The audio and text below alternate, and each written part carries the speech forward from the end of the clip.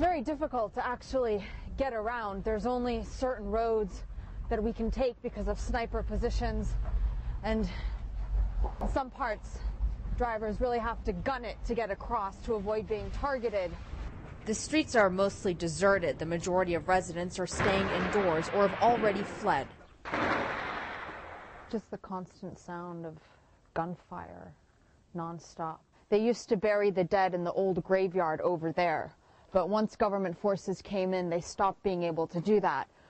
And this again is another position where we can't actually move out into the road because once again you're exposed to sniper positions that are just around the corner on the other side of those buildings. We come across some members of the Free Syrian Army who take us around. This is another spot that apparently we can also see the government tank positions from. If you look up here through this hole in the wall, just to the right, up against the wall of the building, you can see one of the tank positions that they have set up.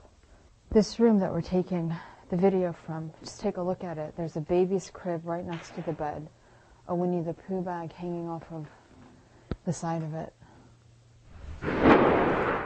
In a lot of these homes, it looks as if the families just fled in a panic.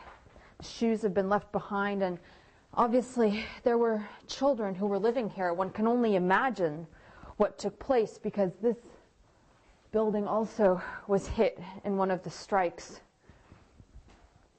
The personal belongings are all still inside. We're going through this hole in the wall right now because it's safer. These types of holes were dug into various walls inside the neighborhoods, we're being told, by the Free Syrian Army. And this was how they were getting families out because there was so much firing from the front end. They weren't able to evacuate that way, so they were forced to come out like this to get to relative safety. And when residents are finally able to come back home, this is what they're going to return to. Arwa Damon, CNN, Homs, Syria.